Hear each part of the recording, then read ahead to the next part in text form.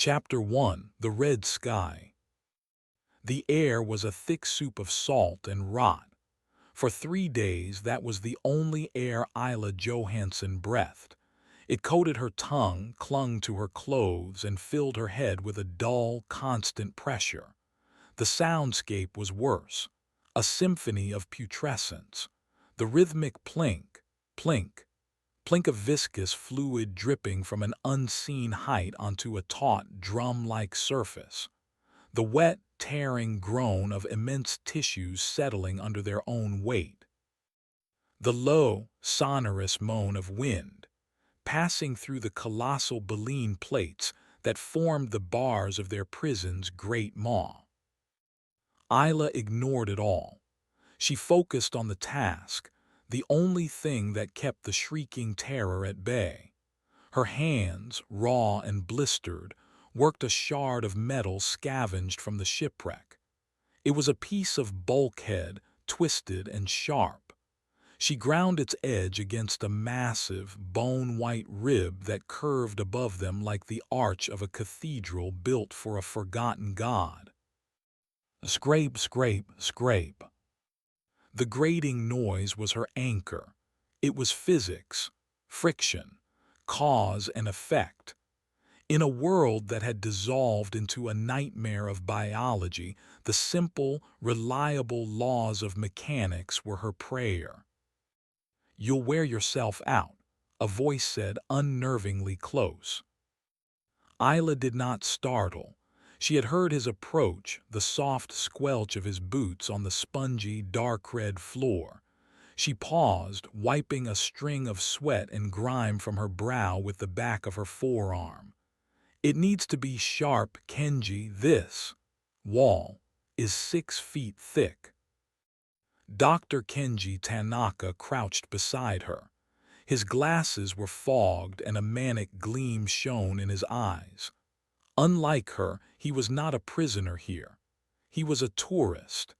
He held up a specimen jar, a repurposed water bottle containing a pale, worm-like creature swimming in a murky fluid. "Look at this," he breathed, his voice a reverent whisper. "No visible photoreceptors. It navigates through chemoreception. A creature that evolved to live exclusively inside another, larger creature. A biome within a biome. The implications are staggering." "The implication," Isla countered, her voice flat and hard, "is that we are inside a decomposing monster, and I have no intention of becoming a specimen in its gut." She resumed her work, scrape, scrape, scrape. Across the cavernous space near the base of another titanic rib, a third survivor rocked on his heels. Ben Carter, the deckhand. His face, illuminated by the faint, eerie light filtering through the wall of blubber, was a mask of gaunt despair. His lips moved in a silent, constant prayer, his gaze fixed on the fleshy ceiling high above. He had not spoken a useful word in 2 days. He simply mumbled, prayed, and occasionally wept. The light was the strangest part, a diffuse, sickly yellow glow that penetrated the thick layer of fat and flesh that separated them from the outside world. It was that light which gave them hope. It was that light which meant there was an outside world. Their prison was a stomach, or a lung, or some organ for which human science had no name. They had washed into it after their research vessel, the Strelka, was smashed to pieces against a reef in a storm that had appeared from nowhere. Isla, Kenji, Ben, and 4 others had clung to a piece of floating wreckage. Then the colossal, beached form had appeared through the tempest, a mountain of flesh lying on a black sand beach. They thought it was a landmass, a point of salvation. Only when the tide pushed them through the gaping mouth, past the filter of baleen, did they realize their mistake. The other 4 were gone. taken by the current that had pulled them deeper into the carcass, or by the things that slithered in the darker, flooded chambers. Now only 3 remained. "I think I've found a thinner section," Kenji said, changing the subject. He pointed with his specimen bottle towards a section of the wall where the yellow light seemed a fraction brighter. "The tissue appears more membranous there, less adipose. If you can get your blade sharp enough, we might be able to saw through." For the first time in an hour, Isla stopped her scraping. She ran her thumb cautiously over the metal's edge. It was crude, but it was sharp. "Get some of the sinew we cut yesterday. We'll rig a 2-person saw. You pull, I pull. Ben." Her voice echoed in the vast, organic chamber. Ben's head snapped up, his eyes wide and unfocused. "Help us," Isla commanded. "We're getting out." For a moment Ben seemed not to comprehend. Then a glimmer of lucidity returned. He scrambled over, his movements clumsy on the slick, uneven ground. "Out, truly." "We cut our way out," Isla said, handing him one end of the tough, fibrous sinew they had painstakingly carved from a different part of the wall. She had tied it to a hole in her metal shard. She looped another piece for Kenji. "This is the handle. Pull when I pull. Rest when I rest. Got it." They positioned themselves at the spot Kenji had indicated. The wall was a grotesque tapestry of marbled fat and deep crimson muscle, pulsing faintly with some residual organic process. Isla took a deep breath of the foul air, braced her feet, and pressed the point of her blade against the fleshy membrane. It was like trying to puncture the skin of a god.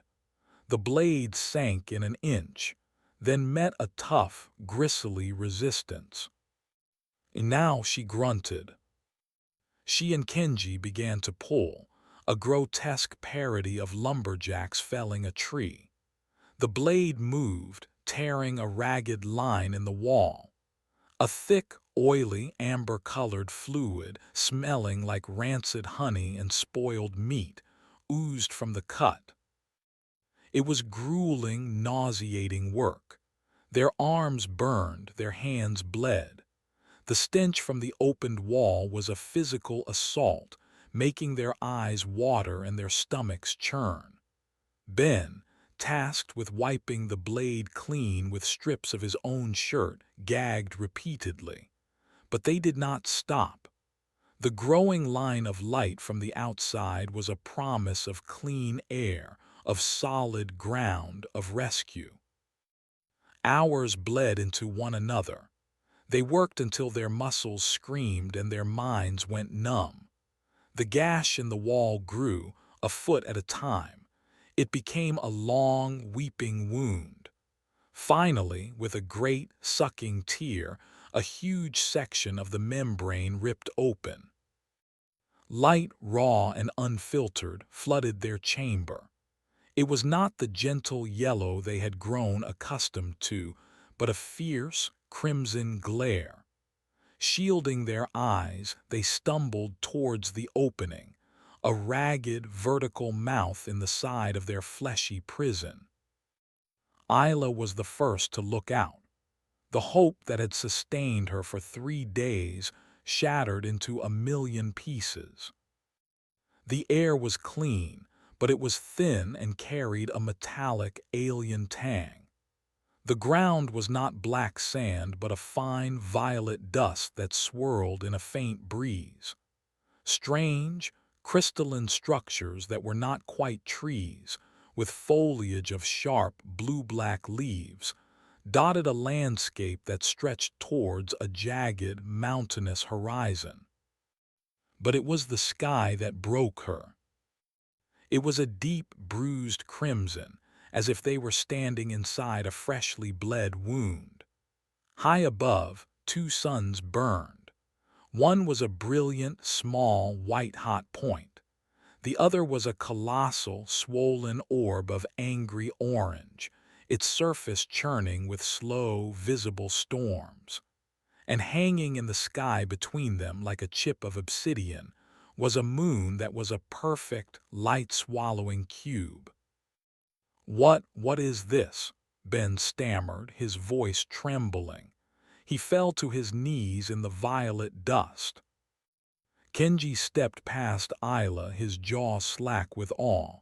His scientific curiosity had finally been silenced, replaced by a profound, soul-shaking shock. "Impossible," he whispered. "The stellar configuration, the atmospheric composition. This isn't Earth." Isla's mind, the engineer's mind, raced. She tried to find a logical explanation. A hallucination brought on by toxic gases inside the carcass, a trick of the light, a weather phenomenon. But the cold, alien wind on her face was real. The bizarre, geometric plants were real. The crimson sky was real. They had not escaped their prison. They had only graduated to a larger one, a world-sized one. She looked down at her feet. The violet dust was disturbed, not just by their footprints, but by something else. A track, a print left by something that had 3 long, slender toes arranged in a perfect triangle. The tracks were immense, each one the size of a manhole cover. They led from the tree line towards the coast, passing not far from where the great carcass lay. Then her blood ran cold. She noticed the shadows. The brilliant white sun cast a sharp black shadow behind her. The huge orange sun cast a fainter, reddish-orange shadow beside it. Every object, every crystal tree, the carcass itself, had 2 distinct shadows. "We need to go," she said, her voice a dry rasp. "Now back inside." "Inside?" Kenji asked, aghast. "We just got out." "Look," she insisted, pointing a trembling finger at their own feet. "Look at the shadows." Kenji and Ben followed her gaze. They saw it. Their own silhouettes, stark and duplicated on the purple ground. One black, one orange. As they watched, horrified, Isla's black shadow twitched, its arm moving in a jerky gesture while her own arm remained perfectly still. A guttural cry escaped Ben's lips. He scrambled backward, away from the monstrous, disobedient silhouette. Before anyone could process the sheer wrongness of it, a new detail emerged. On the horizon, cresting a low, dusty hill, a figure appeared. It was impossibly tall and slender, moving with a slow, deliberate grace that was utterly alien. It stood on 3 legs, its body a spindly, asymmetrical collection of limbs and what might have been a head.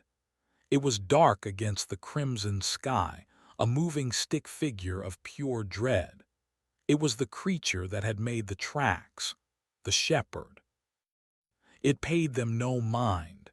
It continued its slow, methodical walk, parallel to the shore, its purpose as inscrutable as the cubic moon above. Its presence was not aggressive, not menacing.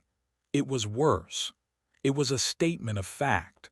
This was its world. They were merely trespassing. The hope of rescue, the dream of home, it all evaporated in that moment, replaced by a certainty so cold and absolute it felt like a shard of ice in Isla's heart. They were not shipwrecked. They were marooned. Marooned on a world that was not meant for them, a world where the laws of nature were broken, and things beyond their comprehension walked in the open. The stench of the whale carcass behind them, once a source of torment, now seemed almost comforting. It was a known horror. This new, open-air prison was a canvas of infinite, unknown ones. "What do we do?" Ben whispered, his voice broken. Isla stared at the tall, striding figure on the horizon. She looked at their own fractured shadows on the ground. She felt the alien wind on her skin.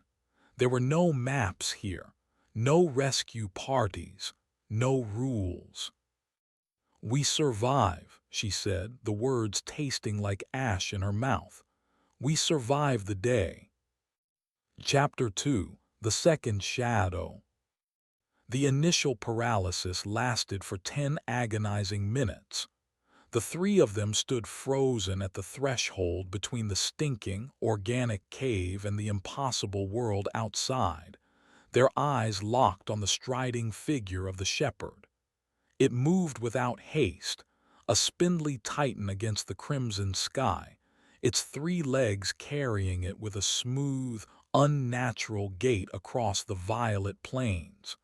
It did not look their way. It did not deviate from its path.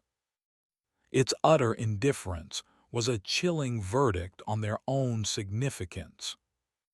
Finally, it disappeared behind a ridge of jagged, rust-colored rock. The landscape was empty again, but the emptiness was now charged with the memory of its presence. "It's a demon," Ben choked out, scrambling to his feet. He pointed a trembling finger at the horizon. "This is hell. He is the keeper. We have been cast out." "Don't be an idiot," Kenji snapped, though his own voice was strained. He pushed his glasses up his nose, his scientific mind desperately trying to categorize, to analyze, to impose order on the chaos. "It's a life form, an indigenous species, bipedal, no tripedal locomotion. Likely the apex organism on this continent. We need to observe, document, understand its patterns." "We need water," Isla cut in, her tone sharp and grounding. She refused to get drawn into a debate between faith and science when their lives were measured in hours. "The water inside that thing is poison. We don't know how long we can last without it." Her pragmatism sliced through the fog of their shock. Kenji blinked, his academic fervor deflating slightly. Ben looked at her, his eyes still wide with spiritual terror, but he was listening. "How?" he whispered. "Where do we look?" "Low ground," Isla said, her gaze sweeping the alien terrain. "Water flows downhill, that's a rule. It has to be a rule here, too. The ground slopes down past those trees." She gestured towards the crystalline growths. "We go there, we stay low, we stay quiet." "Towards the creature's path?" Kenji asked, a flicker of excitement in his voice. "Away from it," Isla corrected firmly. "We move perpendicular to its direction. We find water. We find shelter. Then we can talk about your nature documentary." She took a step out onto the violet dust, her boots making a soft, crunching sound. The two shadows, one black, one orange, followed her. She tried to ignore the second one, the one that felt like a mockery of her every movement. They walked. The silence was unnerving after the constant organic noise inside the carcass. The only sounds were their footsteps and the faint, high-pitched whistle of the wind blowing past strange rock formations. The crystal trees were not trees at all. As they got closer, Isla saw they were massive, silica-based structures that grew from the ground in complex, fractal patterns.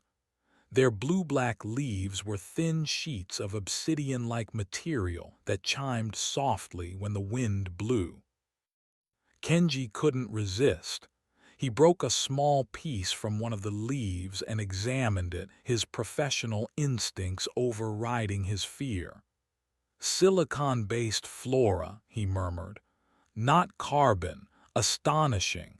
The biochemistry of this planet. It's a whole new textbook. Can we eat it? Ben asked, his voice small. Assume everything here will kill you, Isla said without looking back. Painfully. They found the low ground she had predicted. It was a shallow, winding canyon, its walls carved from the same rust-colored rock. At the bottom, a channel was cut into the violet soil. It was dry. Damn it, Isla muttered, her brief flicker of confidence extinguished. Wait, Kenji said. He knelt, pressing his fingers into the bottom of the channel. The soil here is darker, it's damp. He sniffed his fingers. No odor. He began walking along the dry channel, his eyes fixed on the ground. Isla and Ben followed. The canyon deepened, its walls rising around them, offering a small measure of concealment. After another 100 yards, Kenji stopped. A dark, viscous liquid was seeping from the ground, forming a small, sluggish puddle. Here, he announced. The water was thick, almost like oil, and perfectly clear. It did not reflect the crimson sky. It seemed to absorb the light, a small pool of liquid darkness.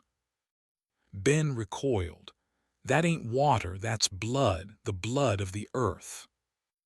It's a liquid, Kenji countered, already pulling a sample kit from the small, waterproof pack he had salvaged. Its viscosity is high, but that could be due to mineral content. We have to test it. Isla watched him work. He used a small, hand-cranked centrifuge and a set of chemical reagent strips. Science felt like a desperate form of witchcraft in this place. It's H2O, Kenji said after a few minutes, his voice filled with disbelief. Heavily saturated with nickel and cobalt, which explains the color and density, but the base is water. The reagents for biological contaminants are negative. He looked up at them, his face a mixture of triumph and trepidation. It's drinkable, in theory. Nobody moved. They stared at the dark, oily puddle. It was one thing to know it was water. It was another to bring it to your lips. I'll do it, Isla said finally. If she was going to lead, she had to take the risks. She knelt, cupped her hands, and scooped up a small amount of the heavy liquid. It felt cold and slick. She hesitated for a second, then drank. It was tasteless, but its texture was deeply unsettling, a thick syrup coating her throat. For a moment, she thought she was going to be sick.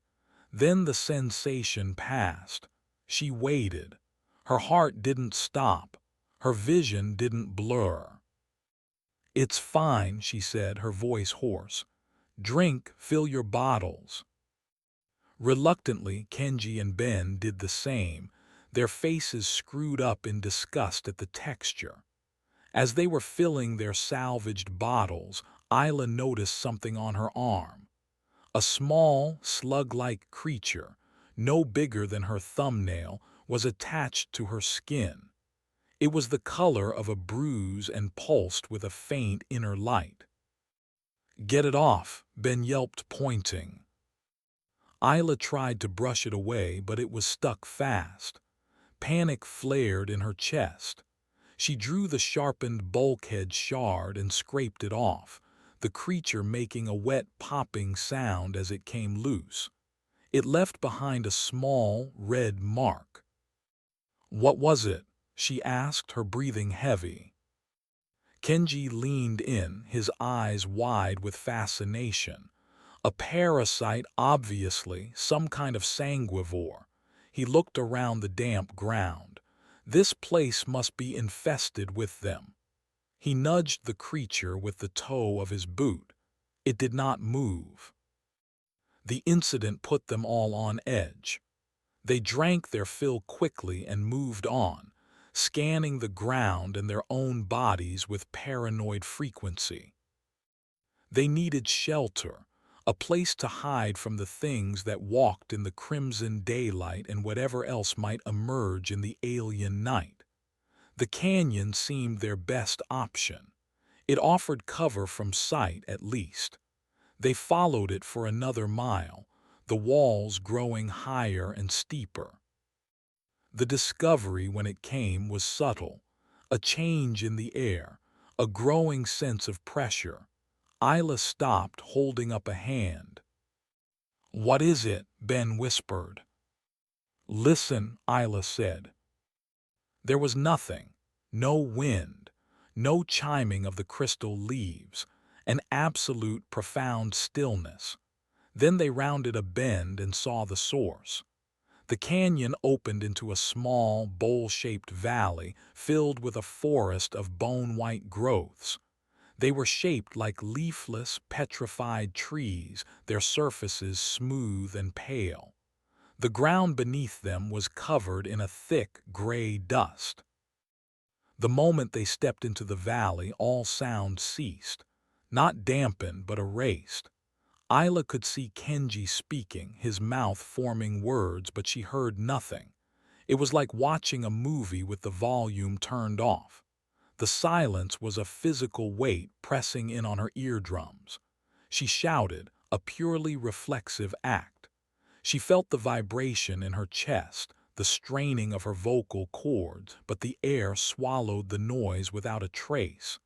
It was the most terrifying thing she had ever experienced.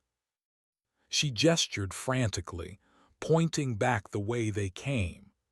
They stumbled out of the silent forest, their ears ringing as the sound of the world crashed back in on them. "Believe it," Kenji was saying, his voice sounding unnaturally loud. "The structures must emit some sort of frequency, a standing wave that cancels out all sonic vibrations. It's a complete acoustic dead zone." "It's a trap," Ben gasped, clutching his head. "A quiet place for things to eat you so no one hears you scream." Isla was inclined to agree with Ben. Her eyes, however, were drawn to something else. While they had been inside the forest, the twin suns had moved across the sky. Their shadows had moved with them. And now, as they stood in the open, she saw it again, with horrifying clarity. Kenji was gesturing excitedly, explaining his theory about acoustic cancellation. His black shadow mimicked him perfectly, but his second shadow, the fainter orange one, was standing perfectly still. It was not moving at all. It was just watching them. "Kenji," Isla said, her voice low. He stopped, turning to her. "What?" She didn't need to say anything. She just pointed at his feet. He looked down. He saw the obedient black shadow and the defiant orange one. The color drained from his face. He took a hesitant step to the left. The black shadow moved with him. The orange shadow remained where it was, a static, disobedient silhouette painted on the violet dust. Ben let out a choked sob. He looked at his own feet. His orange shadow was also still, a motionless voyeur tied to his heels. Isla looked at hers. It was the same. A part of her, a fundamental piece of her existence in the world, was refusing to obey. It was a violation of a law so basic it had never required a name. A person and their shadow were one.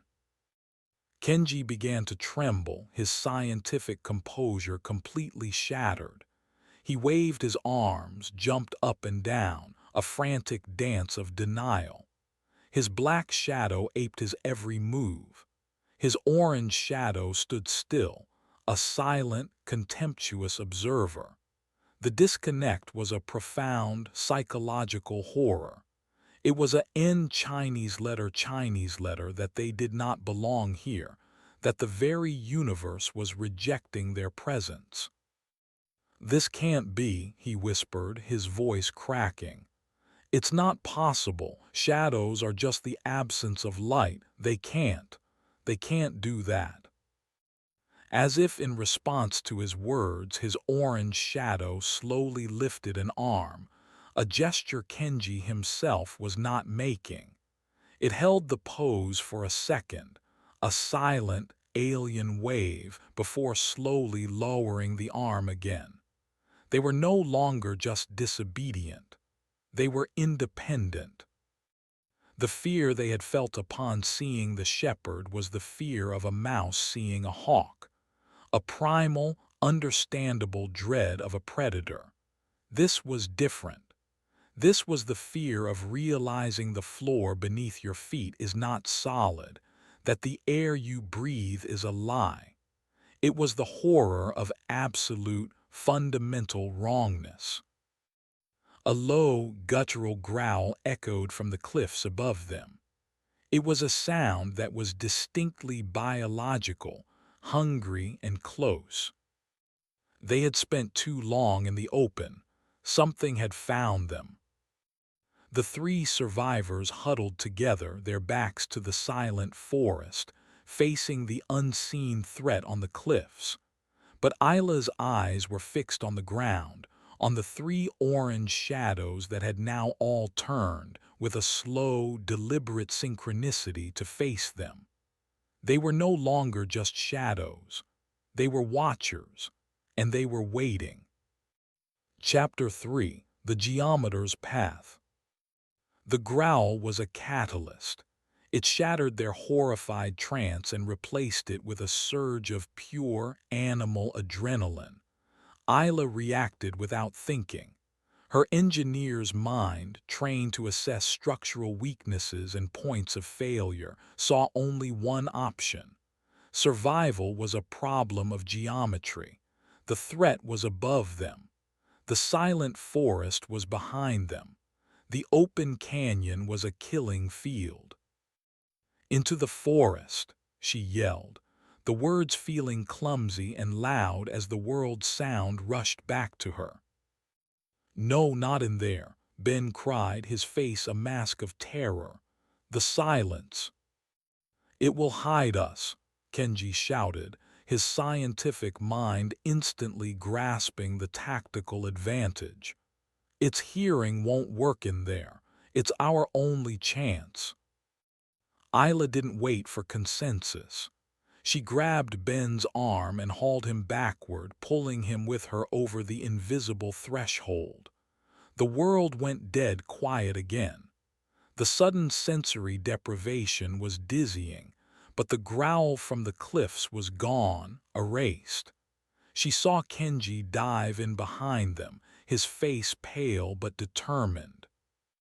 They plunged deeper into the bone-white grove. It was like moving through a dream. Their frantic, panicked run was a silent film. Isla could see Ben's mouth open in a scream that never reached her ears. She could see Kenji's labored breathing, his chest heaving. She could feel the vibration of her own feet on the dusty ground, but the impact made no sound. The landscape inside the forest was surreal. The white, tree-like structures grew in dense, chaotic clusters, their smooth, trunk-like bases creating a disorienting maze. There was no undergrowth, only the thick layer of gray dust that puffed up around their ankles in silent clouds. The double sunlight filtered through the dense white canopy, creating a stark, high-contrast world of bright whites and deep, inky blacks. There were no orange shadows here. The light was too diffuse. There was only one shadow, and it clung to them obediently. It was a small, almost pathetic comfort. They ran until their lungs burned. Isla risked a glance over her shoulder. She could see nothing pursuing them. The absolute silence made it impossible to know if they were being followed. Was the creature out there, sniffing the air, searching for their trail? Or was it in here with them, its silent footfalls masked by the same acoustic void that protected them? The uncertainty was a new kind of torture. She finally called a halt, gesturing with her hands, pointing to a particularly dense thicket of the bone trees where they could wedge themselves out of sight. They collapsed to the ground, panting, their chests aching from the silent exertion. Being still in the silent world was worse than running. With no external sounds to distract them, their minds turned inward. Every frantic heartbeat, every rush of blood in their ears became a deafening roar. The psychological pressure was immense. Isla watched Ben. He had his hands clamped over his ears as if trying to block out a noise that wasn't there. His eyes were squeezed shut, his body trembling. He was breaking. Kenji was faring little better. He was observing, his gaze darting everywhere, but his scientific detachment had been replaced by a raw, naked fear. He kept touching his own face, his arms, a desperate need for tactile reassurance that he was still real. Isla forced herself to focus. They could not stay here. This place was a temporary shield, not a sanctuary. She caught Kenji's eye and mouthed the words, "We need a plan." He understood. He crawled closer, his movements making no sound on the soft dust. He gestured, using his hands to supplement the words he formed with his mouth. "We need to circle back, get out of the canyon, high ground. We need to see what's out there." It was a sound plan. The most dangerous thing in this world was the unknown. A vantage point was critical. Isla nodded in agreement. She then pointed at Ben, raising her eyebrows in a question. "What about him?" Ben was now rocking back and forth, his silent prayers having become a frantic, repetitive motion. He was a liability. His panic could get them all killed. Kenji looked at the trembling deckhand, his expression a mixture of pity and cold calculation. He shook his head slowly. He didn't have an answer. Their silent conference was interrupted by a change in the environment. A new shape appeared in the distance, moving between the bone-white trees. It was not the creature from the cliffs. It was something else, something far stranger. It was a perfect floating dodecahedron, a 12-sided geometric solid of absolute non-reflective black. It was the size of a small car, and it moved with a slow, silent, inexorable drift about 3 feet off the ground. It made no sound, not even the whisper of displaced air. It simply was the geometer. As it passed the bone trees, they were simplified. The complex fractal structures of the white growths did not crumble or break. Where the dodecahedron's unseen influence passed, they were instantly deconstructed, vanishing in a soft, silent puff of gray dust, the same color as the ground. It was not destruction. It was a clean, almost elegant, erasure from existence. The 3 survivors stared, their minds struggling to comprehend what they were seeing. This was not a creature. It was not a predator hunting for food.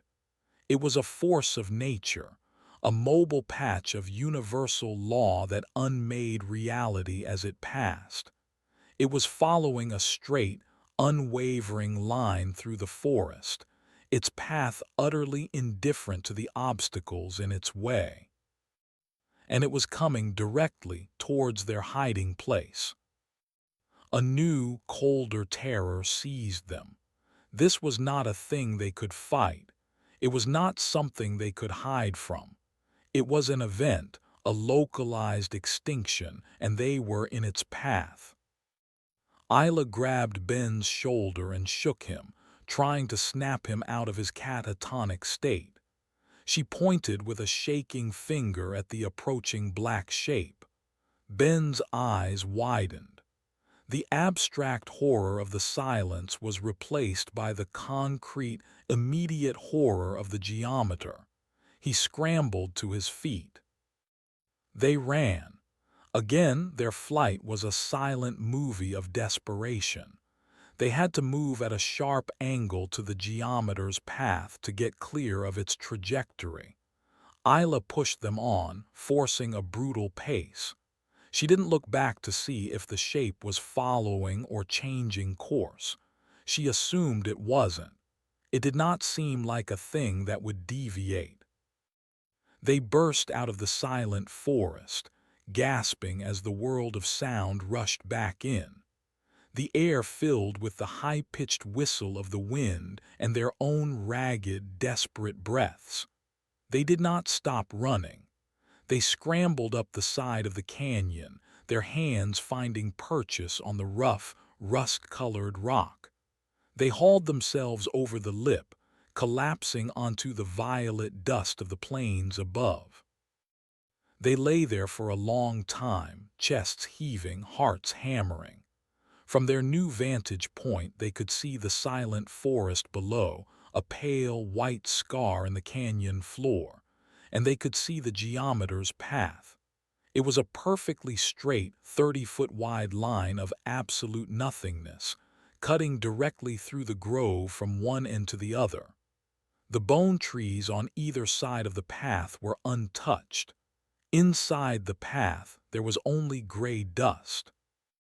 The geometer itself was gone, having continued its journey in a straight line, presumably across the entire planet. What was that? Ben gasped, his voice raw. I don't know, Kenji whispered, his face ashen. He had no theory, no hypothesis. His science had no words for a thing like that. A maintenance tool, a geological process, a weapon. Isla pushed herself into a sitting position. Her body ached. Her mind felt frayed, stretched to its breaking point. She looked at her arm, at the spot where the chronoleech had been. The small red mark was gone. In its place was a patch of skin about the size of a coin that was pale, wrinkled, and covered in liver spots. It was the skin of an old woman. The creature hadn't fed on her blood. It had fed on her time. She hid the spot with her sleeve, a cold knot of dread tightening in her stomach. She said nothing to the others. It was a horror she could not afford to share right now. They were too close to the edge as it was.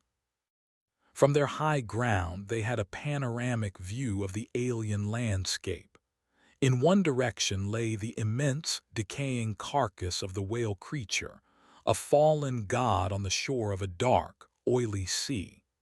In the other, the violet plains rolled on, dotted with crystal forests and bizarre rock formations, towards the jagged mountains on the horizon. The shepherd was nowhere to be seen. The growling creature from the cliffs was silent. But they were not alone. Far in the distance, near the foothills of the mountains, something was pulsing with a soft, hypnotic light. A faint, rhythmic glow like a slow, steady heartbeat. Even from miles away, it was captivating. It was a beacon in the desolate landscape. "What is that?" Ben asked, his voice a mixture of fear and wonder. "A light," Kenji said, his curiosity piqued once more. "Bioluminescence on a massive scale. A colonial organism, perhaps. A geological feature." It's a lure, Isla said, her voice flat. In a world like this, a light in the darkness is never a friendly invitation. It's how the trap works. She looked at the two suns. The huge orange one was beginning to sink towards the horizon, painting the crimson sky in even deeper shades of blood. Night was coming, and with the night, the world would change. The things that hunted by sight would go to sleep, and the things that hunted in the dark would wake up. They were exposed. They had no real shelter, no fire, no weapons beyond a sharpened piece of metal and their own fading wits. The pulsing light in the distance was a question.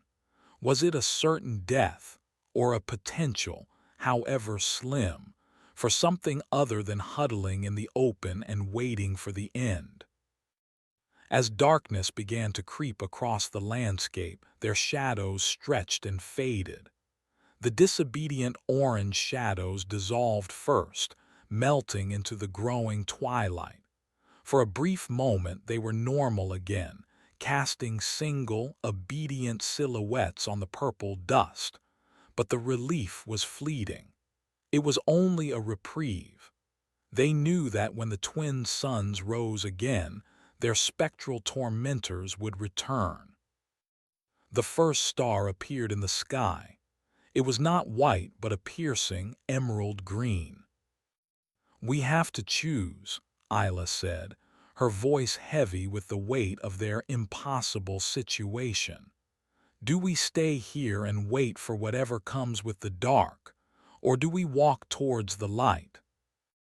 The rhythmic pulse from the mountains seemed to answer, a slow, steady, silent invitation to a fate they could not possibly imagine. Chapter 4: The Lure of the Light. The debate was short and grim. Hiding in the open was a slow death sentence. Moving towards the light was a gamble, a desperate bet that the potential for shelter outweighed the certainty of the trap. Isla's logic, as cold and hard as the alien landscape, won out. To stay still was to cede control. To move was to have a say, however small, in their own demise. They walked towards the mountains. The descent of the orange sun was rapid. The crimson sky bled into a deep royal purple, then to a bruised indigo. The smaller white sun, now alone, cast a stark, pale light, rendering the world in shades of silver and black. Their single shadows were long and sharp, perfect, loyal companions in the growing gloom. The change was a relief, but the normalization of the shadows only served to highlight how utterly abnormal the daylight had been. The temperature plummeted. The thin, metallic air grew teeth, biting at their exposed skin. Their light jackets, meant for a sea voyage in a temperate climate, were miserably inadequate. They walked huddled together, sharing what little body heat they could, their breath plumbing in front of them in the pale starlight. The pulsing light in the foothills was their only landmark, a cosmic metronome counting down their remaining time. As they drew closer, they could discern more detail. The light was not coming from a single point. It was an immense field covering several square miles, a vast, undulating sea of soft, rhythmic luminescence. Kenji, ever the scientist, theorized as they walked. It could be a fungal colony, a field of symbiotic microbes. The ground here must be rich in some specific chemical that fuels the reaction. "It's a graveyard," Ben muttered, his teeth chattering. "The lights are the souls of all the things that have died here." Isla offered no theory. She just watched, her eyes narrowed, scanning the terrain. The pulsing light had a hypnotic quality. It was easy to just stare at it, to let the rhythmic ebb and flow lull you into a stupor. She had to consciously fight the effect, focusing on the ground in front of her, on the placement of her feet. After what felt like hours, they reached the edge of the foothills. The terrain became broken and treacherous, a landscape of shattered rock and steep inclines. Below them, in a wide, bowl-shaped valley, lay the source of the light. It was a forest, but not like the crystal trees or the bone-white grove. This was a forest of immense flower-like organisms. They were colossal, easily 100 feet tall, with thick, fleshy stalks and huge bell-shaped heads. The heads were composed of thousands of smaller, tentacle-like petals, and it was these petals that glowed, pulsing in a slow, synchronized rhythm.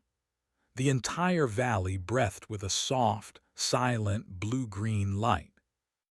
The ground of the valley was covered in a thick, wet-looking carpet of what looked like moss, which also glowed with a fainter, more constant light. The air was thick with the sweet, cloying scent of nectar and decay. It was beautiful, and it was the most menacing place Isla had ever seen. "Look," Kenji whispered, pointing. Scattered throughout the valley floor were the bones of countless creatures, skeletons of all shapes and sizes, from small, bird-like things to massive beasts whose ribcages were the size of small huts. They were all picked clean, bleached white by time and exposure. They lay half-submerged in the glowing moss, silent monuments to the forest's appetite. "Grave blooms," Kenji breathed, his voice a mix of academic awe and pure terror. "Carnivorous flora. The light attracts prey. The moss on the ground is likely a digestive enzyme slurry.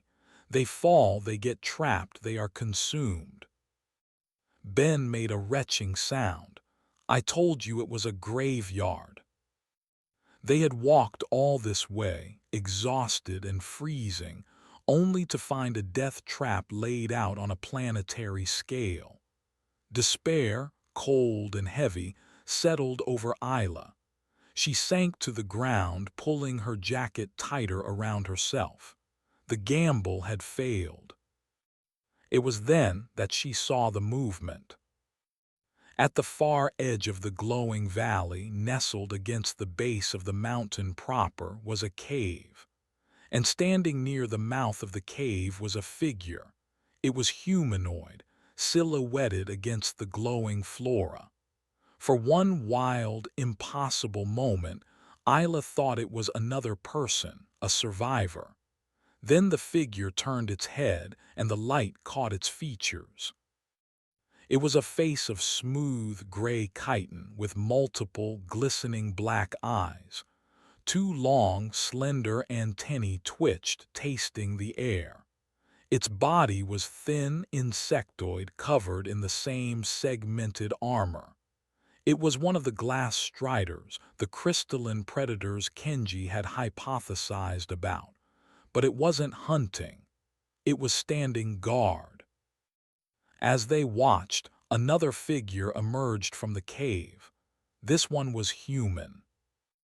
It was a man, gaunt and wild-looking, with a long, matted beard and clothes that were little more than rags of scavenged fabric. He moved with a strange, jittery energy, his head constantly swiveling. He approached the glass strider, and a bizarre, silent exchange took place. The man made a series of sharp, clicking sounds with his tongue. The glass strider responded by rubbing its forelimbs together, creating a soft, chittering reply. It was a conversation. "My God," Kenji whispered, "he's coexisting with them." The ragged man then turned his attention to the glowing forest. He carried a long pole with a hook on the end. He carefully skirted the glowing moss, finding a path on exposed rocks, and approached one of the giant grave blooms. He used the hook to snag one of the smaller, lower-hanging petals and tore it loose. The plant did not react. He scurried back to the cave, carrying the glowing, pulsing piece of flora. He was harvesting them. The three survivors watched, hidden in the rocks, their minds reeling. A human, alive.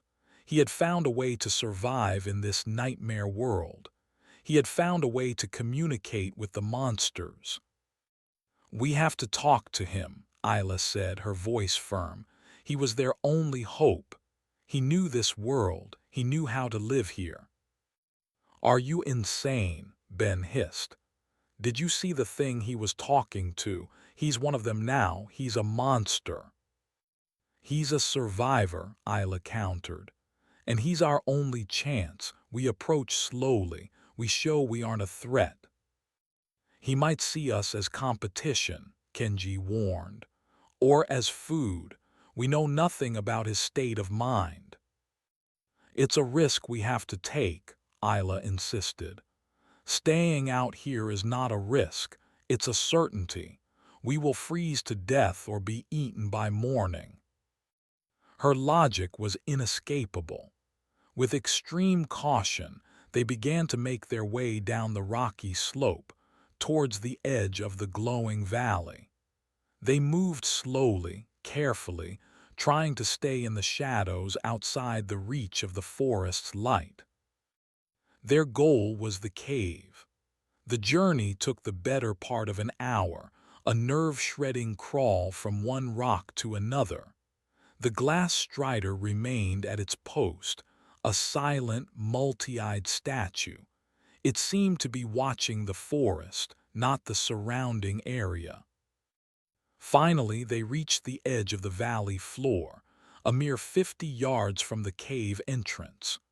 A fire burned inside the cave, its warm, orange light a stark contrast to the cool, alien glow of the flora. The ragged man was inside, tending to it.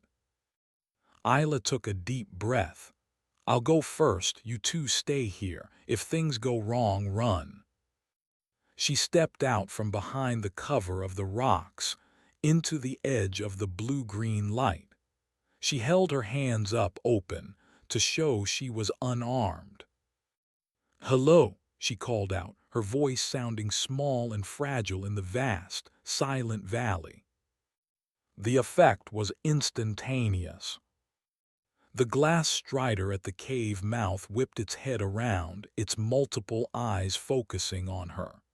It let out a high-pitched, piercing shriek, a sound like shattering crystal.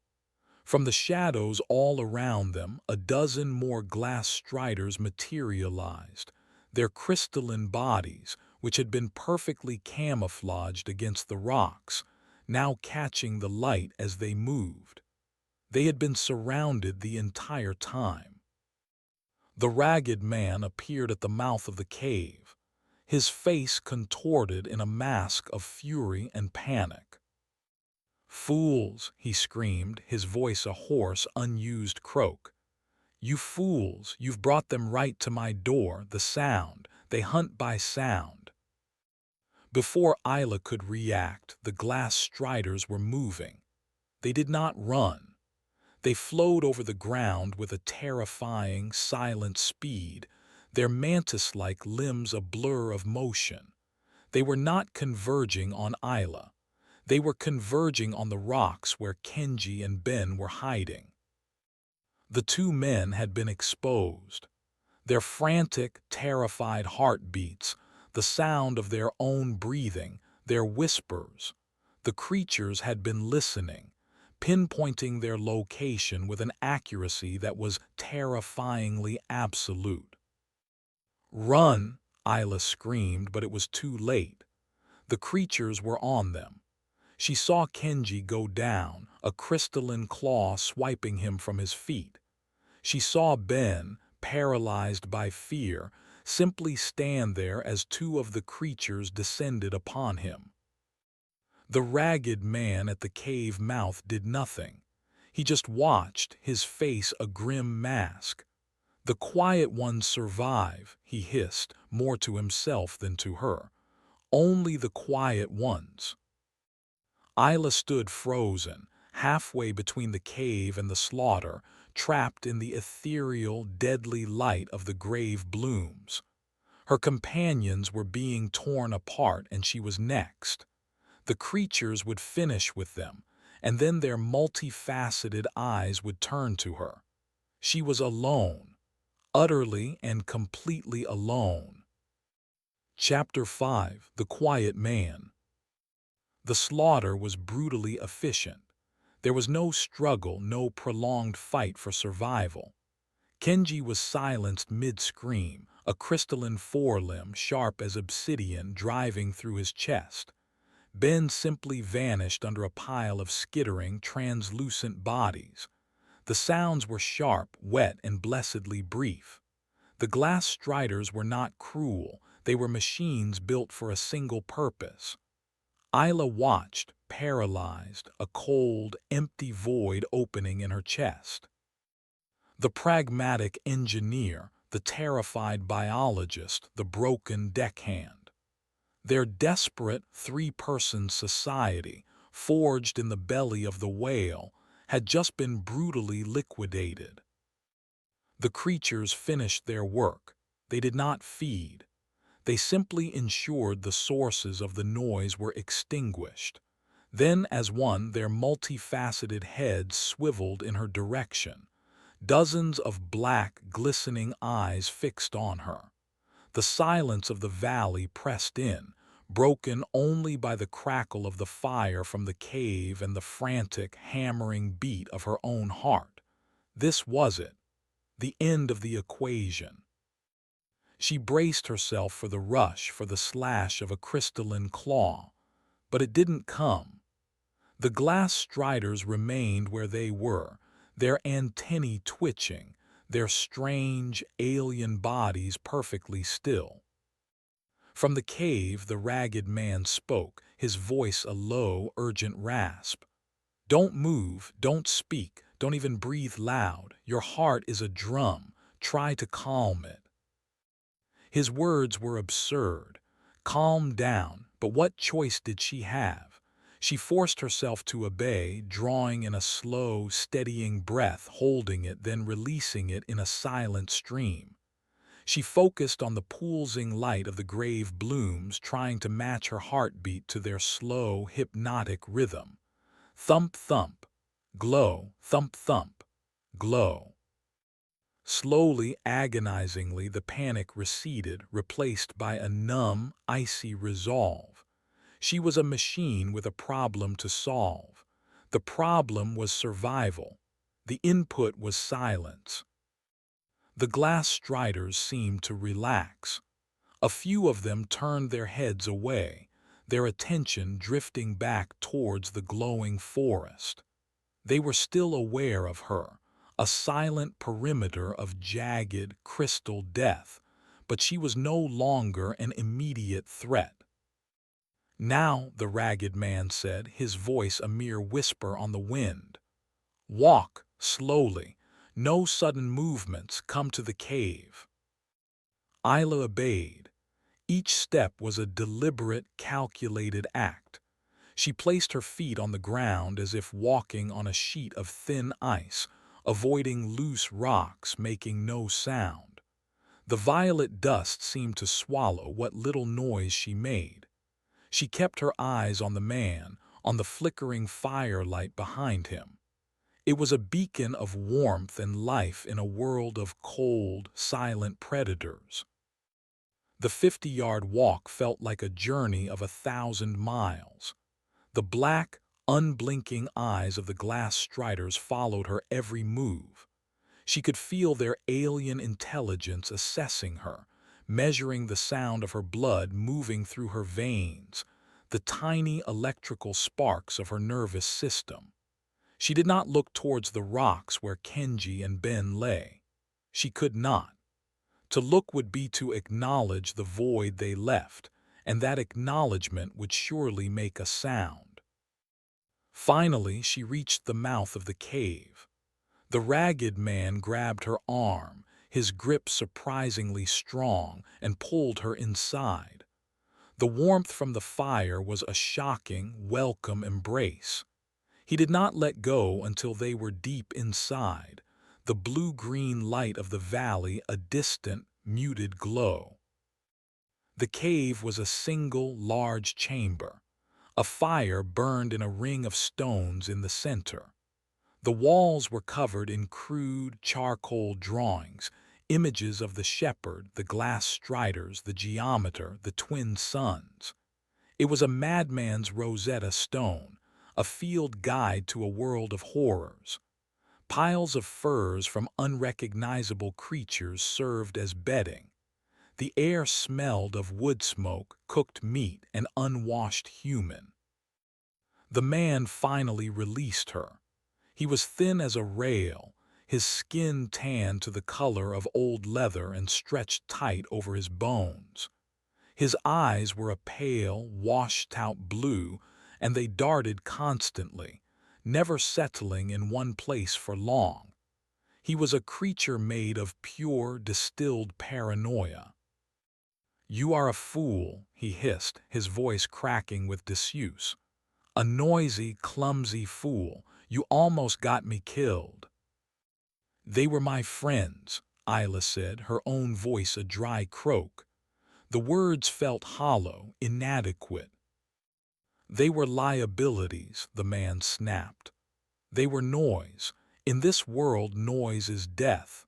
I have survived here for 10 rotations, 10 years by the old count. Do you know how? By being quiet."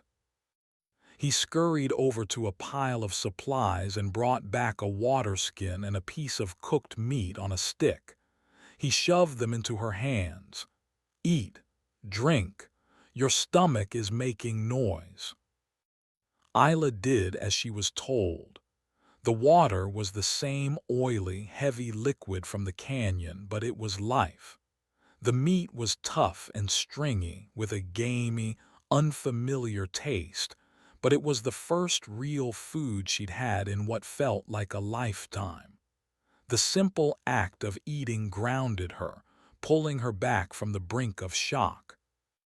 "Who are you?" she asked after a few moments. "My name is Jonah," he said, staring into the fire. It seemed fitting. He looked up at her, a strange, broken light in his eyes. "I was the geologist on the Magellan. We crashed, far from here. There were 20 of us to start. Now there is one." A geologist, like Haskova from her own ship. "When?" "10 years ago," he repeated.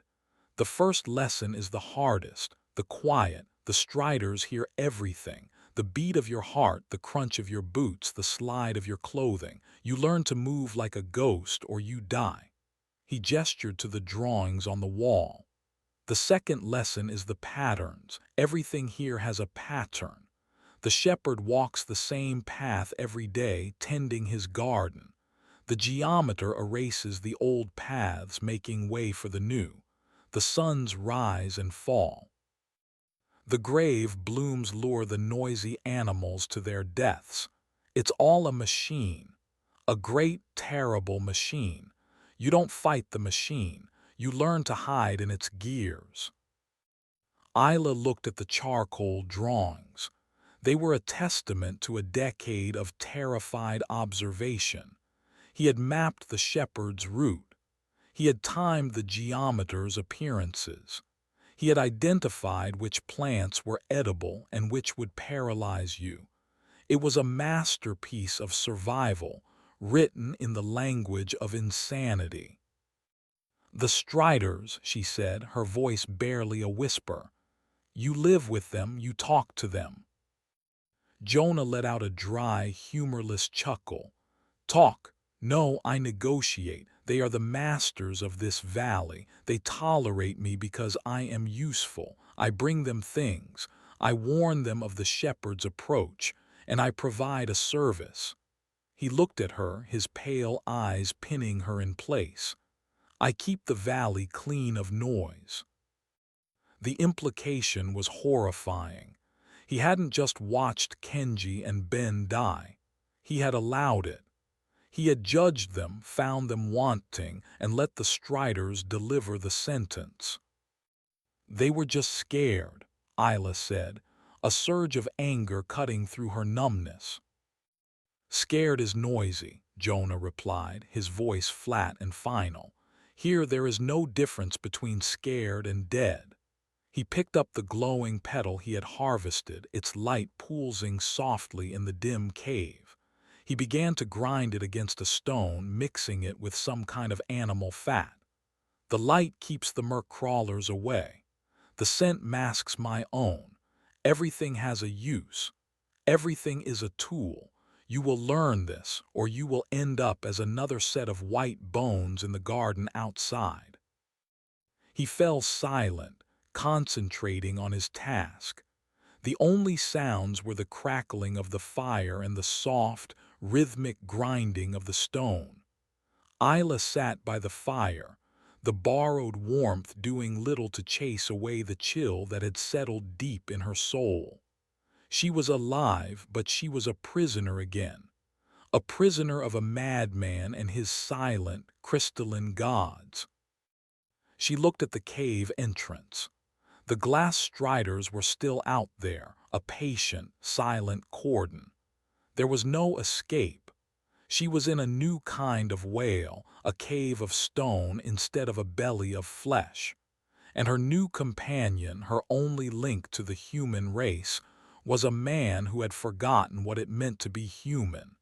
He was just another gear in the planet's terrible machine. That night Isla did not sleep. She watched the fire and she listened to the silence. And she began to understand. Survival here wasn't about strength or intelligence. It was about erasure. It was about becoming so quiet, so insignificant, that the world itself forgot you were even there. It was about becoming a ghost. Chapter 6: The Machine's Gears. Days bled into a disorienting routine, measured not by hours but by the rising and falling of the twin suns. The long nights were spent in the relative safety of the cave, under Jonah's paranoid, watchful eye. The days, bathed in the crimson glare and haunted by the second shadow, were a masterclass in the terrifying art of silent survival. Jonah became her teacher, a harsh, unforgiving instructor in the new laws of physics and biology that governed their lives. "You walk too loud," he would hiss, his voice a dry rustle of leaves. "You place your heel first. It sends a shock through the ground. The striders feel that. You must walk on the balls of your feet like a cat. Roll your foot. Distribute the weight, be a whisper." He taught her how to dress, wrapping her feet in soft furs to muffle her steps, tying down loose straps on her clothing that might flap in the wind. He taught her how to breathe, a slow, controlled cadence that minimized the sound of air passing through her lips. He taught her how to see, not with her eyes but with her whole body, feeling the vibrations in the ground, watching the behavior of the wind, noticing the subtle signs that a predator was near. Her old life, the life of an engineer who imposed her will on the world with steel and logic, was a distant memory. Here, the world imposed its will on her. She was no longer a builder. She was a component, a tiny, insignificant cog, and her only goal was to turn in harmony with the larger, monstrous gears of the planet. One day, Jonah took her out of the valley. He led her on a winding, circuitous path up into the foothills, a route that took hours to traverse as they painstakingly avoided open ground and noisy scree slopes. He was taking her to his workshop. It was a deep, narrow crevasse, hidden behind a waterfall of the same thick, oily water they drank.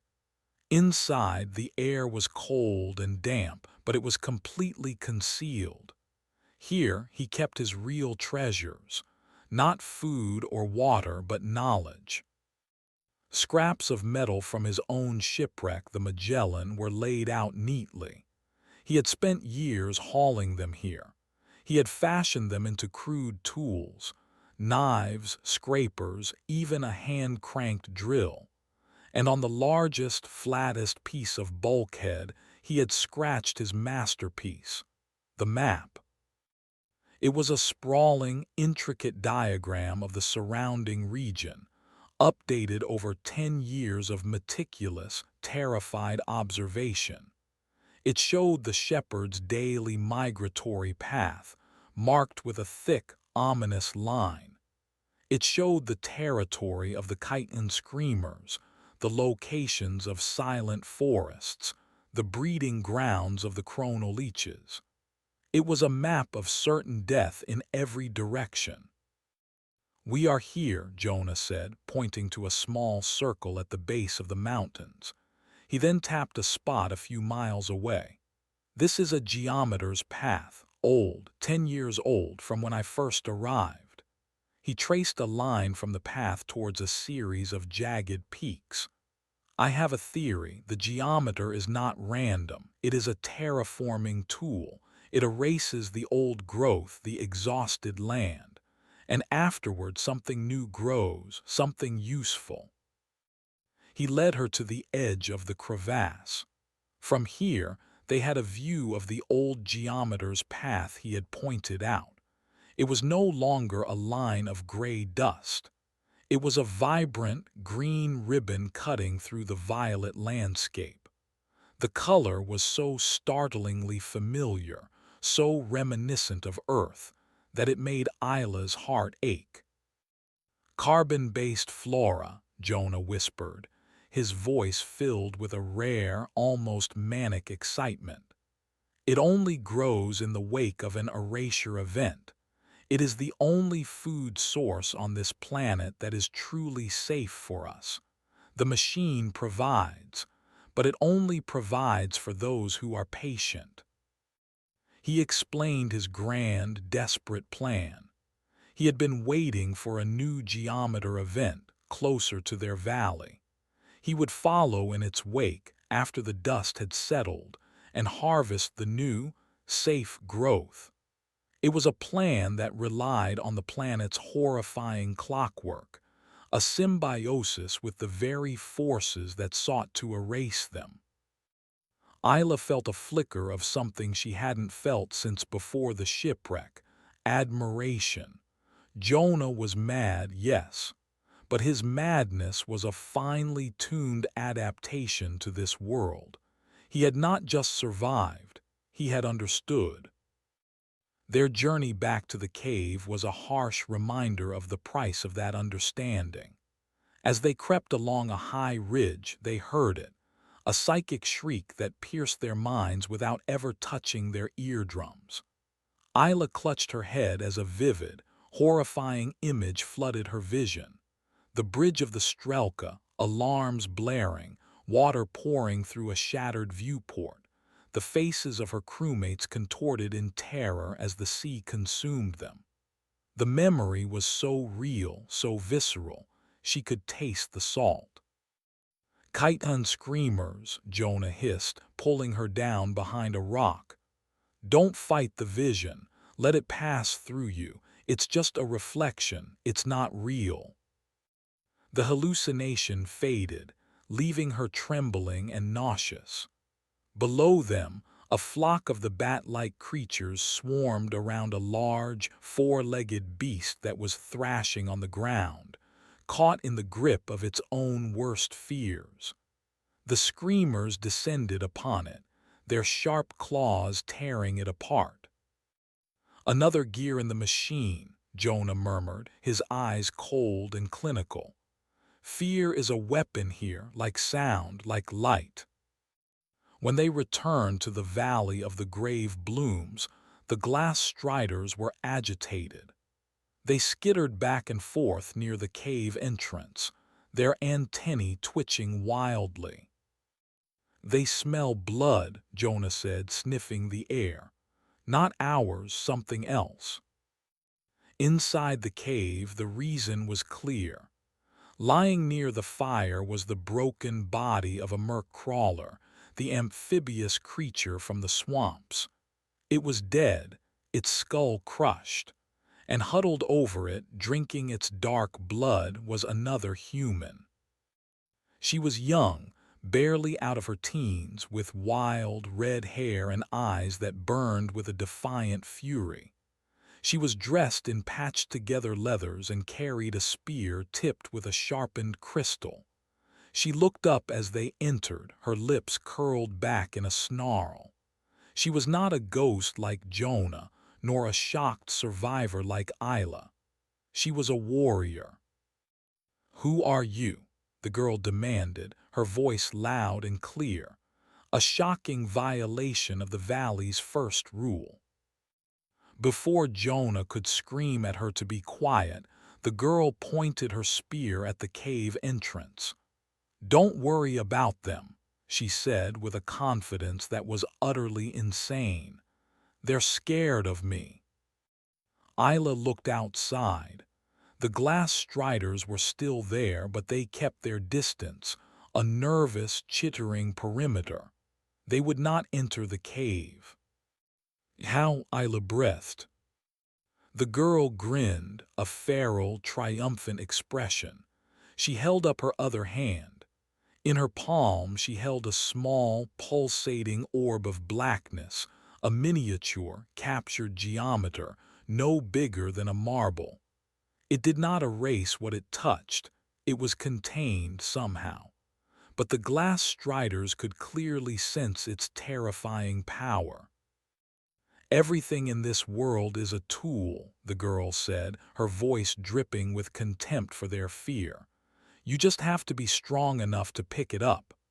She looked from Jonah's gaunt, haunted face to Isla's wide, disbelieving eyes. "The question is, are you two hiders, or are you fighters?" Chapter 7. A louder kind of survival. The girl's presence was a cataclysm. She shattered the fragile, silent ecosystem of the cave with the sheer force of her personality. Her name was Kala. She had been born on this world, the daughter of two survivors from a different shipwreck, the Icarus, which had crashed a generation ago. Her parents had tried to live by Jonah's creed, hiding and observing, but they had eventually been killed by a misstep, a moment of noise.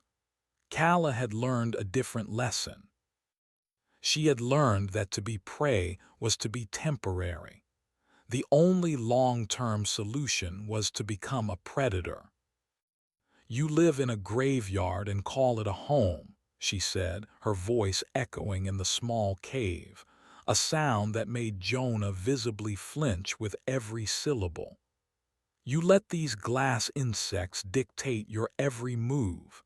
You're not surviving, you're just waiting to die." "We are alive," Jonah hissed, his eyes darting towards the cave entrance, where the glass striders skittered nervously just beyond the light of the fire. "Alive," Kala laughed, a sharp, barking sound. "You're a ghost, old man. And you," she turned her fiery gaze on Isla, "you're becoming one too. Is that what you want? To forget your own name, to forget the sound of your own voice until you're just another part of the landscape?" The question struck Isla with the force of a physical blow. In the weeks she had spent with Jonah, she had already felt the change. She thought less, reacted more. Her own thoughts were becoming quieter, simpler. She was adapting, yes, but what was she adapting into? Kala's philosophy of survival was the antithesis of Jonah. She did not hide from the machine's gears, she sought to break them. She had spent years hunting, fighting, learning the planet's brutal rules, not to obey them, but to turn them into weapons. The miniature geometer, which she called a void heart, was her greatest prize. She had found it in the wreckage of a much older, non-human ship, and had learned that while the Striders were terrified of it, it held an even greater terror for her. Holding it for too long made her own hands go numb and transparent, as if it were slowly unmaking her. It was a weapon that killed its wielder, just more slowly than it killed the enemy. She had come to the valley not to hide, but to hunt. The glass striders were a plague, and their crystalline hides were the best material on the planet for making tools and armor. She had been planning a raid, but had underestimated their numbers. "You've been watching them for a decade," Calla said, her eyes fixed on Jonah. "You know their patterns, their nests, their weaknesses. You are going to help me." "No," Jonah shrieked, scrambling back against the far wall of the cave. "To fight them is madness. They will kill us all, the noise, the chaos." "The world is chaos, old man," Calla shot back. "Trying to impose order on it is the madness. You either make your own noise or you get drowned out by the noise of everything else." She looked at Isla. "What about you? Are you a ghost or a human?" Isla looked at Jonah, trembling in the corner, a man so consumed by fear that he had become a part of the prison he'd built for himself. Then she looked at Calla, vibrant and alive, a roaring fire in a world of silent decay. Calla's path was almost certainly a faster route to death, a blaze of glory instead of a slow fade to gray. But it was a choice. For the first time since landing on this planet, Isla felt she had a choice. "What's the plan?" Isla asked, her voice quiet but firm. Calla grinned. Jonah let out a low moan of despair. The plan was suicidal. Calla had discovered that the glass striders were not a hive mind. They were led by a matriarch, a larger, more intelligent creature that nested in a network of crystal-lined tunnels on the far side of the valley. Kill the matriarch, Calla reasoned, and the rest of the colony would fall into disarray, becoming disorganized and less of a threat. Jonah, under duress, provided the key. He knew from his years of observation that the striders communicated through vibrations, striking their crystalline limbs on the ground in complex rhythms. He also knew they were acutely sensitive to specific resonant frequencies. He had seen them shatter and flee from the sound of certain rock falls. They had a weakness, a sonic one. The plan formed, a desperate fusion of Calla's aggression, Jonah's knowledge, and Isla's engineering mind. They would create a sonic weapon. Isla, using the tools from Jonah's workshop and her own understanding of physics, would construct a device to generate the precise frequency Jonah had identified. Calla would lead the assault, using the Void Heart to get them close to the nest. Jonah's role was to guide them through the valley, using his intimate knowledge of the terrain to keep them hidden for as long as possible. The days that followed were a blur of frantic, whispered activity. Isla worked in the crevasse workshop, her hands remembering the joy of creation. She cannibalized parts from Jonah's salvaged equipment, building a crude but functional resonating chamber powered by a hand crank. It was a heavy, clumsy device, but she tested it on small crystal shards, and at the right frequency, they vibrated themselves into dust.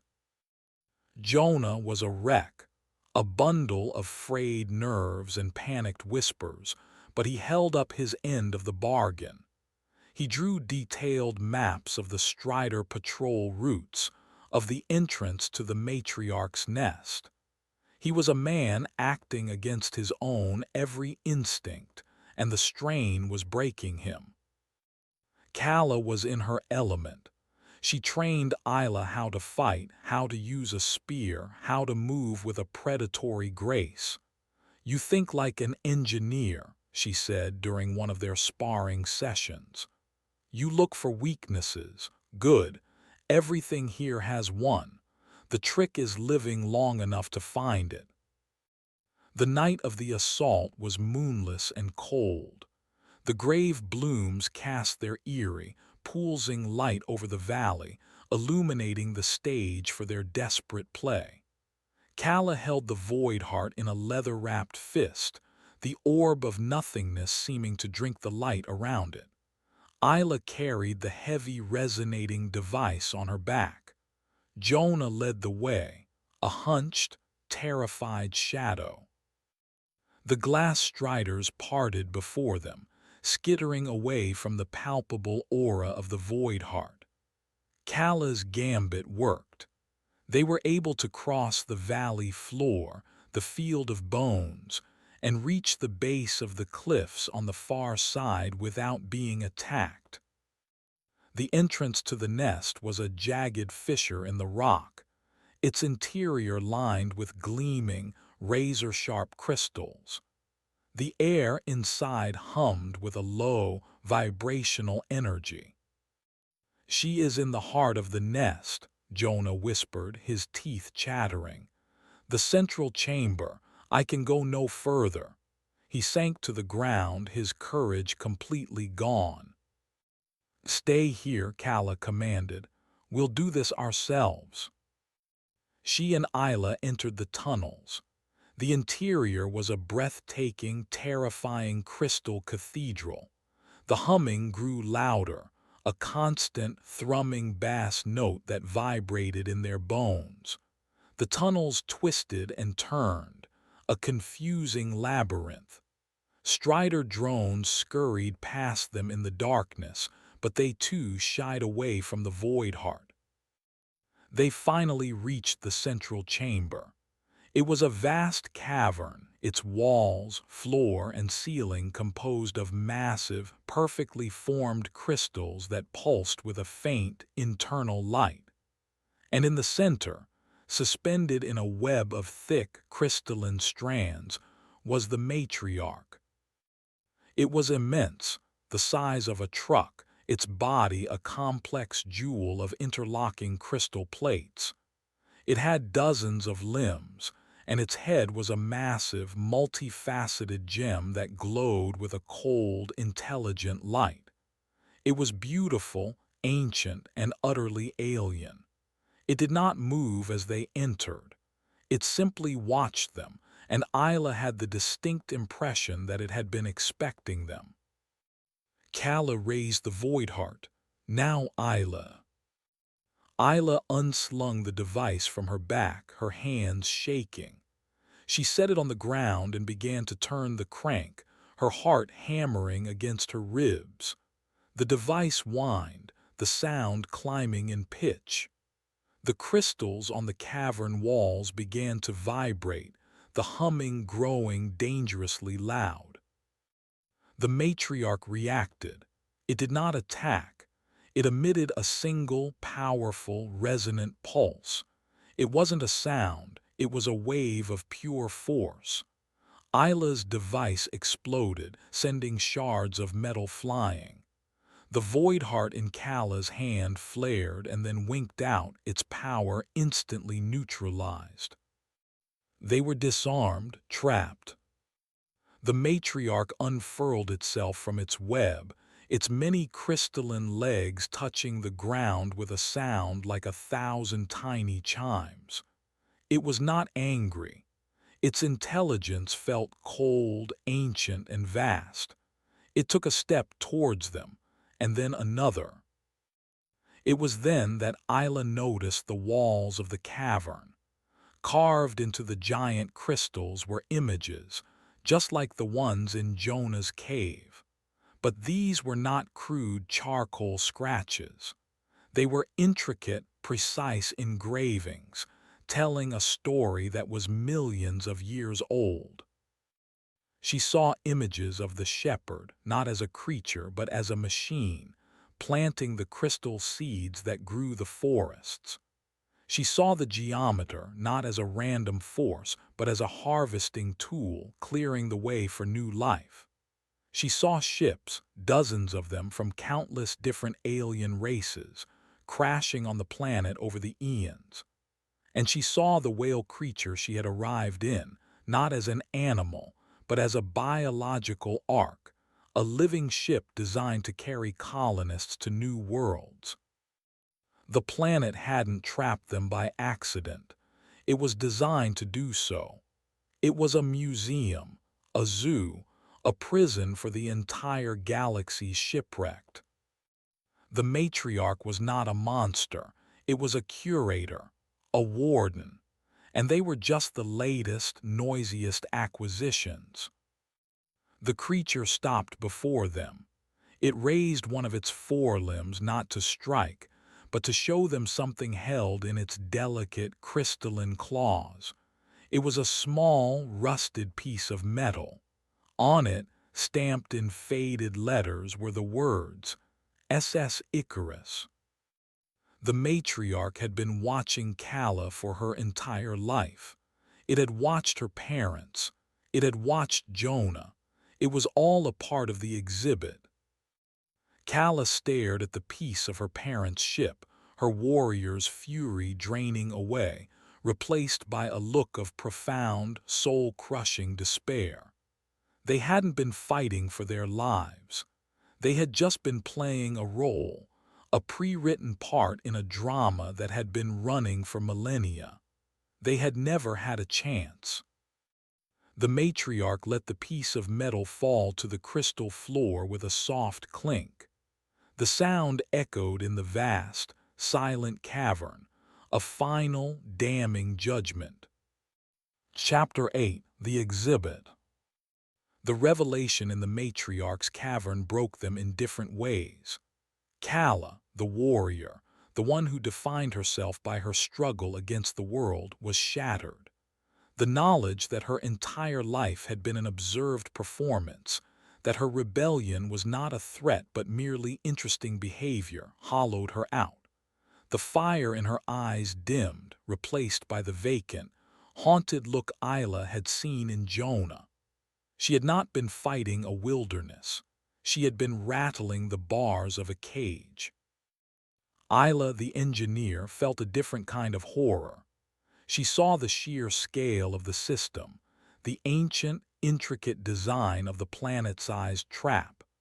It was a machine of such perfection and scope that it defied comprehension. Her attempts to survive, to impose order, were like a single ant trying to redesign a supercomputer by moving one grain of sand. The feeling was not despair, but a profound, soul-crushing insignificance. The matriarch did not kill them, it simply left them. It retreated back to its web, the pulsating light in its crystalline head dimming. The audience was over. It had made its point. They stumbled out of the nest, back into the blue-green light of the valley. The Strider drones ignored them, skittering past on their inscrutable errands. Kala's weapon, the Void Heart, was gone, and with it, their power. They were no longer a threat. They weren't even an interest. They were just exhibits, free to roam within their enclosure. They found Jonah where they had left him, huddled at the mouth of the fissure. He looked up at them, his eyes wide with fear, expecting to see them pursued. When he saw their faces, their empty, shell-shocked expressions, his fear turned to confusion. "What happened?" he whispered. "Where are the Striders?" "They let us go," Isla said, the words feeling like dust in her mouth. "It was a warning." "It was a lesson," Kala corrected, her voice flat and lifeless. "There is no escape, there is no fight, there is only the cage." They returned to the cave. The fire had burned down to embers. The place no longer felt like a shelter, but like the designated human habitat section of a zoo. Every action they took, every word they whispered, felt like it was being observed, catalogued, and judged by an unseen, ancient intelligence. The days that followed were draped in a shroud of quiet, existential dread. Jonah retreated back into his routine of silence and fear, but now it was tinged with a smug, "I told you so," bitterness. Calla sat by the fire, sharpening her spear for a fight she now knew was meaningless. She was a soldier with no war to fight. Isla found herself drawn to the cave walls, to Jonah's crude charcoal drawings. She began to add to them, her engineer's hand bringing a new precision to the work. She drew the interior of the matriarch's cavern. She drew the carvings she had seen, the story of the planet. She tried to map the system, to understand its purpose. Was it a prison, a preserve, a laboratory? The question consumed her. She started to notice new things, connections she had missed. The shepherd's daily path wasn't random. It always followed the areas of greatest solar concentration from the twin suns, as if it were a solar-powered machine. The chronoleeches, the creatures that fed on time, were always found near strange, shimmering distortions in the air, places where reality itself seemed thin. The planet wasn't just a collection of hostile life forms. It was a complex, interactive system, and everything had a purpose. Her obsession with the system gave her a new focus, pulling her back from the edge of despair. She convinced Jonah to take her back to his workshop in the crevasse. While he nervously watched the skis, she began to work on a new project. She was not building a weapon. She was building a sensor. Using the salvaged electronics from the Magellan, she began to construct a device to measure the strange energy fields that seemed to permeate the planet. Calla watched her with a mixture of pity and contempt. "What's the point, engineer? You can measure the bars, but you can't break them." "I'm not trying to break them," Isla replied, her hands twisting wires together. "I'm trying to find the door." Her work led her to a startling discovery.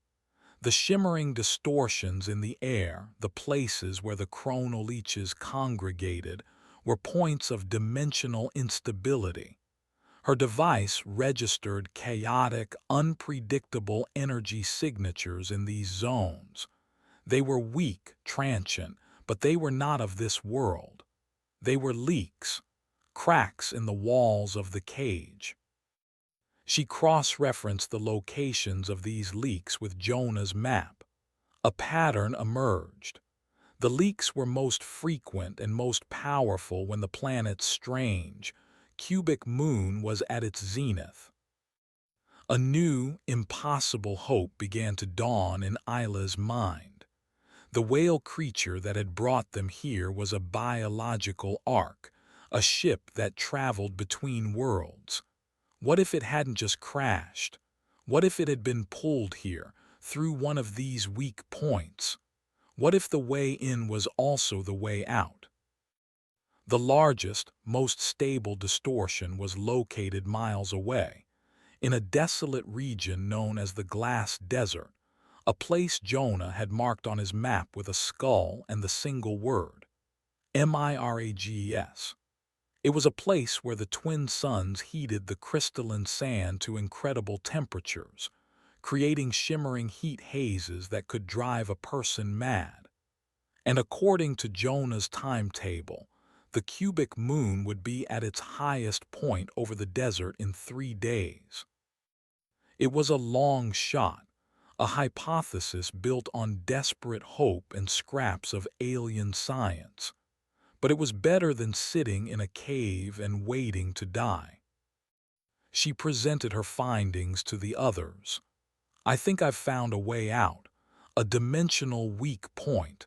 It might be how the ships get pulled in. It might be a door." Jonah shook his head, refusing to even consider it. A trap, a trick of the light. The desert will kill you. The suns will bake you. It is madness. Isla turned to Calla. Calla, it's a fight.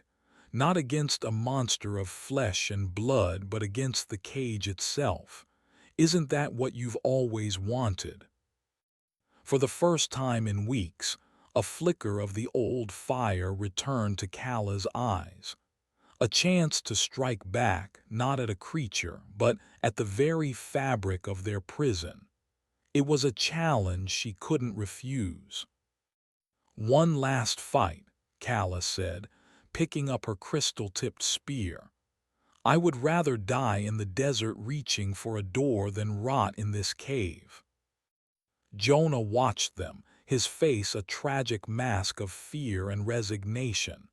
You will not return. Maybe, Isla said, shouldering her pack with the sensor device inside. But we will not die here. Leaving Jonah to his quiet prison, Isla and Calla stepped out of the valley of the grave blooms. They did not look back.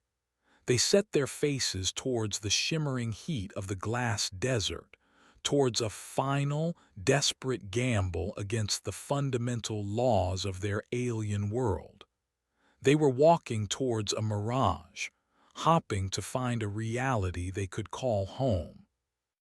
Chapter 9: The Glass Desert. The journey to the glass desert was an exodus from a familiar hell into a new, brighter one. The landscape flattened, the violet dust giving way to fine, glittering sand that was not sand at all. It was a plain of pulverized crystal, and under the glare of the two suns, it transformed the world into a brutal echo chamber of light.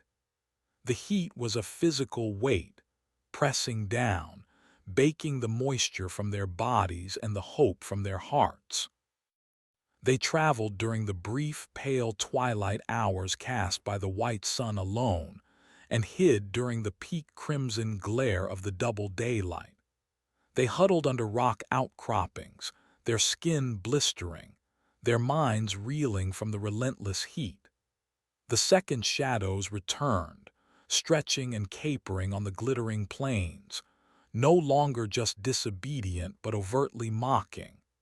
They seemed to dance in the heat haze, their forms wavering and distorting, malevolent jesters in a court of madness. Isla's sensor device was their only guide. The energy readings grew steadily stronger as they pushed deeper into the desert, a rising tide of alien static that confirmed they were on the right path. It was a thin thread of logic in a world that felt increasingly like a fever dream. Calla was renewed. The passive despair of the cave had been burned away, leaving behind a core of hard, defiant purpose. She was the survival expert, finding the sparse, succulent plants that grew even in this wasteland, their flesh holding a bitter, life-sustaining fluid. She was the warrior standing guard while Isla slept, her crystal spear a sharp, lonely silhouette against the crimson sky. The fight was back, and it had given her life. On the third day they saw it.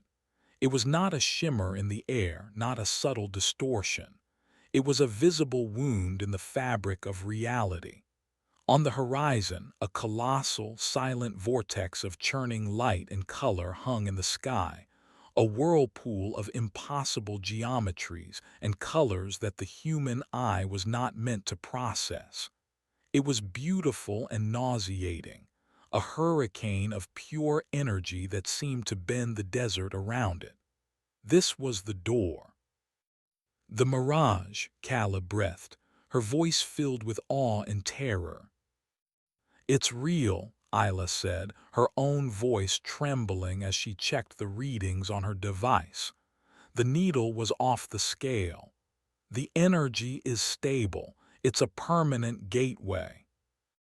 As they drew closer, they saw the truth of Jonah's warning. The desert floor around the vortex was a graveyard of ships. Wreckage of dozens, perhaps hundreds of vessels lay half buried in the crystal sand. Some were recognizable, twisted metal hulls from races that clearly valued function over form. Others were bizarre, organic-looking structures, grown rather than built. And some were nothing more than crystalline debris, ships that seemed to have been made of pure energy. This was the flytrap, the nexus point where the prison planet caught its inmates. And standing guard around the vortex was a group of shepherds. There were 3 of them, the silent, tripodal titans, moving in a slow, synchronized patrol around the anomaly. They were not tending a garden here. They were sentinels, silent and implacable. Their presence confirmed Isla's theory. This was a door, and they were the gatekeepers. "How do we get past them?" Calla whispered, gripping her spear. "We can't fight them." "We don't," Isla said, her mind racing, connecting the final pieces of the puzzle. "Jonah said they follow a pattern. He said they follow the light." She pointed to the sky. The 2 suns were beginning their slow descent. The cubic moon was rising, a stark black shape against the indigo heavens. The shepherds are solar-powered. Their energy must wane as the sun set, and the vortex is strongest when the moon is highest. The machine has a flaw. There is a window, a moment of transition when the guards are at their weakest and the door is at its most stable. It was a desperate gamble, a hypothesis based on a madman's drawings and an engineer's intuition. But it was the only plan they had. They waited in the shadow of a massive piece of alien wreckage, watching as the sun sank below the horizon. The light faded, and the colossal forms of the shepherds slowed, their movements becoming sluggish, lethargic. One by one, they settled to the ground, folding their long legs beneath them, becoming inert, dormant statues. Their patrol had ended. Now was the time. The vortex churned, the only light on the plain, its psychedelic colors casting strange, shifting shadows over the crystal sand. The cubic moon was directly overhead. "Ready?" Isla asked, her heart pounding. Calla nodded, her face set in a grim, determined line. "Let's go home." They ran. Their feet crunched on the crystal sand, the sound unnervingly loud in the sudden twilight stillness. They sprinted past the dormant shepherds, their massive forms silent and still. They ran across the graveyard of 1,000 worlds, their goal the swirling, chaotic light of the vortex. As they got closer, the air grew thick, humming with energy. Isla's hair stood on end. The pull of the anomaly was a physical force, tugging at them. Strange, ghostly images flickered at the edge of their vision, glimpses of other worlds, other realities flashing past in a microsecond. A forest of trees that grew upside down, a city of pure sound, a sky filled with swarms of winged, clockwork beings. They were 20 yards away. 10. The roar of the vortex filled their heads, a soundless noise that was pure energy. Then a shadow fell over them. One of the shepherds was not dormant. It rose on its 3 spindly legs, its asymmetrical head swiveling to fix its unseen gaze upon them. It had been a trap. One was always left on reserve power, a final guard. It moved to intercept them, its speed deceptive, its long legs covering the ground in a few silent strides. Calla did not hesitate. "Go," she screamed at Isla. Get to the door, I'll buy you time." She turned to face the creature, planting her feet in the sand and leveling her spear. It was an act of insane, beautiful defiance. A single human born of this world, standing against the ancient, implacable machine that had imprisoned her parents. Isla faltered, turning back. "Calla, no." "This is my fight," Calla yelled back, a wild, triumphant grin on her face. "This is the noise I was meant to make. Now go."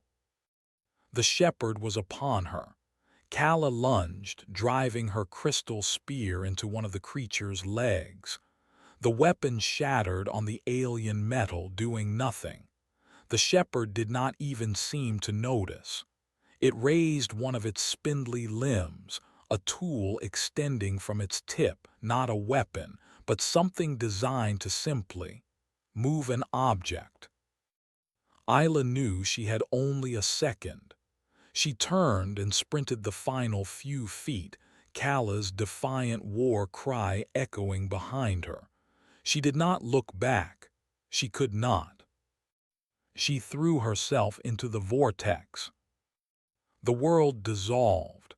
There was no sensation of movement, only a complete and total deconstruction of self. She was light, she was sound, she was memory, she was nothing. It was not painful. It was absolute. She saw a billion different realities in a single instant. She lived 1,000 different lives. Then, just as suddenly as it began, it ended. She landed hard on something soft and wet and dark. The air was thick, briny, and blessedly familiar. The only sound was the gentle lapping of water. She pushed herself up.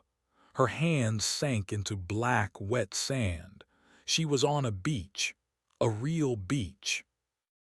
Above her, a single yellow moon shone down from a black sky, its light reflected on the gentle waves of a calm, dark sea. The stars were right. She could see Orion, Cassiopeia. It was the sky of Earth. She had made it. She was home. She stood up, her legs trembling, and looked out at the water. A sob, a ragged, painful sound escaped her lips. A sob for Kenji, for Ben, for Calla, for Jonah. For all the ghosts she had left behind in the cage. She was alone, a survivor, an exhibit that had escaped the museum. She had no idea where on earth she was, what year it was, or how she would explain the impossible story of her survival. But as she took her first breath of clean, terrestrial air, she knew one thing for certain. She would never be quiet again. She would be the noise. She would be the warning. She would be the one to tell the world about the silent, patient prison that waited for them in the stars. And she would never, ever forget the price that had been paid for her escape. The end.